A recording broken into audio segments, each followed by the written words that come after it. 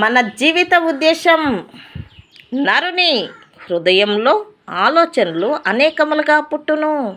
యెహోవా యొక్క తీర్మానమే స్థిరము. సామెతలు 19:21. కొన్నిసార్లు దేవుడు చీకటిలోనూ కష్టమైన కాలంలోనూ మనలను అసౌకర్యంలో ఉంచుతారు.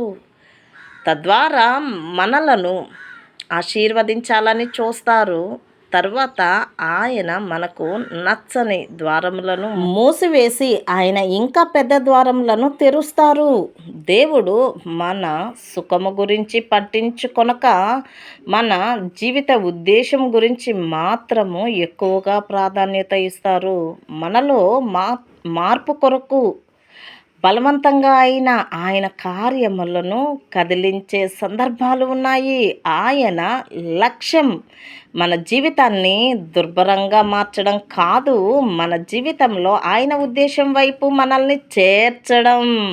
మూసివేసిన ప్రతి తలుపు ఒక చెడు కార్యము కాదు. దేవుడు ఆ తలుపు మూసి ఉండకపోతే మనమున్న చోటనే ఉంటామని సరిపెట్టుకుంటాము. ఒక వ్యక్తి మన నుండి దూరమైన ప్రతిసారి అది ఒక విషాదం కాదు. కొంచెం ఒత్తిడి లేకుండా మనం ముందుకు కదలమని దేవునికి తెలుసు. నీవు ఉన్న చోట చిక్కుకోవడానికి నీలో ఉన్న మంచి సామర్థ్యం, ప్రతిభ కారణం కావచ్చు.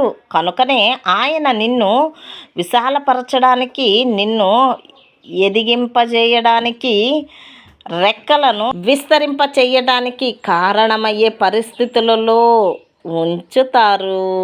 దేవా దీవించుము. ఆమేన్.